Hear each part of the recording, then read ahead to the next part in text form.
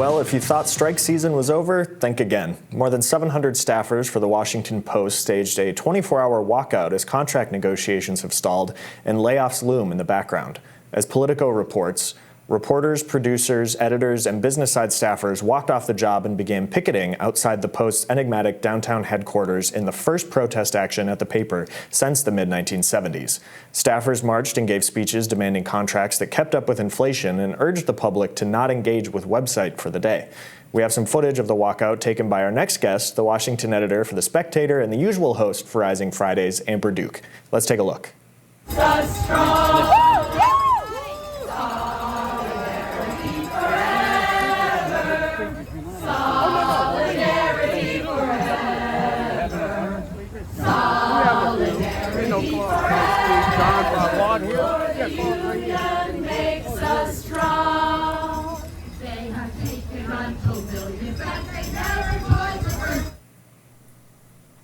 Well, thank you for that footage, Amber, and welcome to the show. It's good to have you here, even though you're not here. Let's talk about this strike. First of all, it seems kind of low energy. Am I wrong? You were there. It was interesting. It was the only strike I've been to where the people seemed really happy to not be working. There was a lot of excitement among the crowd. They were playing some like mid-2000s jams while they walked around in circles and banged on their drums. And they even had an inflatable rat that they called Scabby to represent potential scabs. All in all, about 750 people walked out of the Washington Post that day, but I would say there were probably between 100 to 200 at the actual strike. And I spoke to a couple of the union reps there as well. And the crux of their claims is that they say the Washington Post is not negotiating with them in good faith. They think that the counter offers that the Washington Post leadership has made to the union, or the guild rather, are basically laughable. So we've seen the union membership at the Washington Post increase tremendously. It's up 40% at 75% of employees are paying union dues, which is a large amount. It suggests that, in recent years, they've got some inkling from management that contract negotiations in the future weren't going to go so well. We've also seen Washington Post lose a lot of money in the digital ad space, or to the tune of $70 million. Still, they've seen a net income of about $300 million. But what do you make of management's decision? A lot of this strike is hinged on them laying off folks voluntarily, wanting to give them a settlement to leave the organization. What do you make of the rise in union membership at the Post? Was that obvious when you were at the strike, that this is something that's new because of how management is acting, this influx of union membership?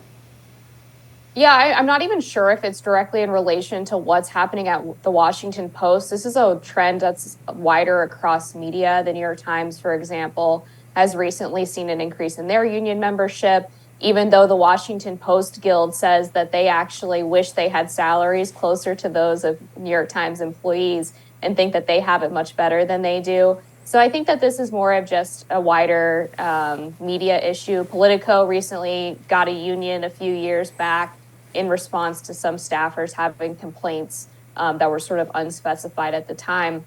But I think it's important to look too specifically at what they're asking for. So they were handing out a zine that was created by one of the graphic designers at the Washington Post. And they pointed out that some of their victories thus far are getting things like gender affirming care. And they say they have agreed to some semblance of a raise.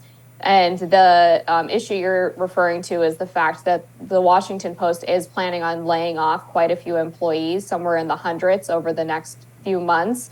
But they've offered some employees to take a voluntary buyout that would give them 2 to 3 years of their salary for them to leave the job and possibly open up space for other people who want to stay to avoid layoffs. They're also asking for a more significant raise in the minimum salary. The Washington Post leadership has apparently offered $50,000, which, Spencer, I don't know about you, but working in conservative media, that sounds like not so bad for an entry-level media job.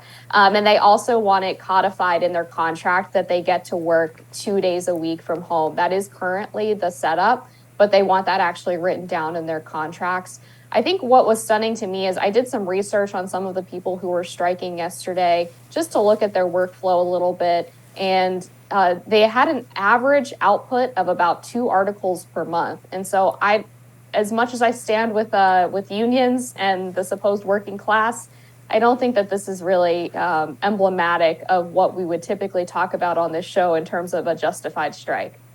That I did not know the statistic that their output on average was 2 a month. That's not a statistic. That was just like based on my perusal of their bylines. But yes, one of the guild leaders, I looked at her byline specifically. She's a social issues reporter, and across the past 6 months, she puts out about 1 to 5 articles every month. Okay, so even anecdotal, that is crazy to me as a managing editor. That would be, right. I would be very concerned if I had somebody doing that little output. One of the reasons that they've said that they are asking for more money and a higher minimum salary is because of inflation, of course. And we all know that inflation started when Joe Biden took office. Somebody that the Washington Post definitely propped up and covered for and said was just fine, and his family was, leave it to Beaver, was just this good, clean American family. How much, what do you make of them now complaining about inflation after they helped get Joe Biden across the finish line to be able to implement the policies that caused it, all while attacking the rest of the media because democracy dies in darkness? It's definitely a little bit ironic, isn't it? There were several guild leaders that I spoke to who all cited inflation as one of the pressures that's making it more difficult for them to afford living in D.C. on their Washington Post salaries. And then if you search for inflation or Bidenomics on the Washington Post website, you'll be hit with all kinds of apologetic pieces about how it's really not that bad, celebrating the fact that it went from 7 or 9% down to 3% in the past year. So there's a real disconnect between what they're selling the American people versus what they're actually experiencing in terms of their own salaries. And I also feel obligated to mention that trust in media is at an all-time low. So the Washington Post hemorrhaging profits, they blame it on bad management. But I think it's also fair to say that they have been one of the worst purveyors of what they would refer to as disinformation over the past 5 or 6 years.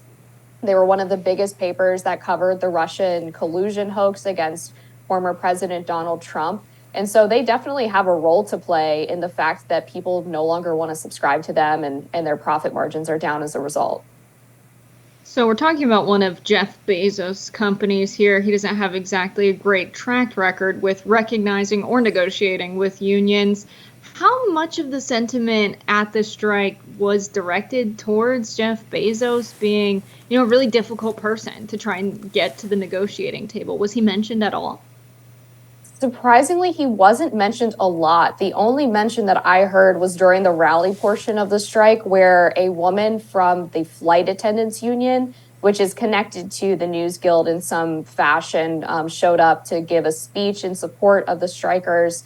And she brought up Jeff Bezos and basically accused him of wasting money on his, she referred to it as a word for male genitalia rocket, which I don't think I can say on air, which was quite funny. But I think that's an important point, Jessica, because I think actually these Washington Post employees would probably garner a lot more sympathy from the public if they were blaming it on Jeff Bezos, because people don't really care for him, myself included.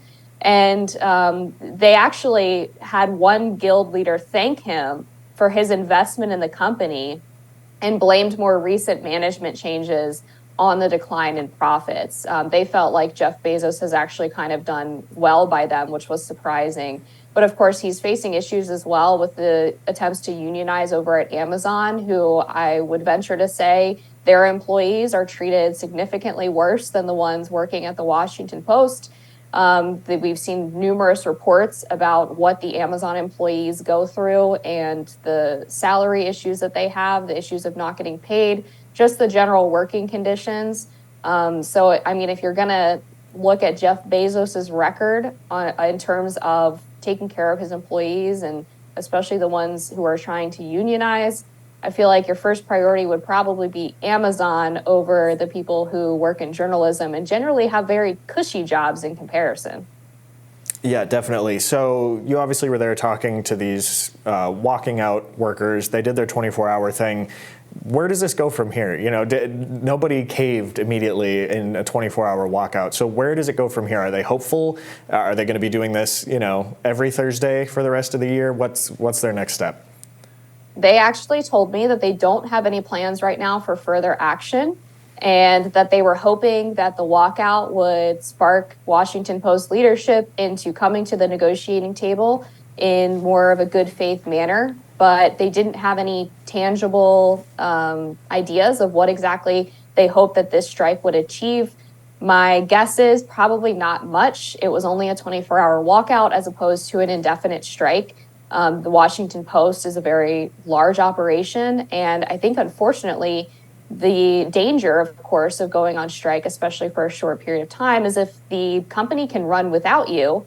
If they were still able to do their normal news output yesterday and keep things running, it makes these employees look like they're disposable. And when your company is heading towards layoffs, that's not exactly the impression that you want to give.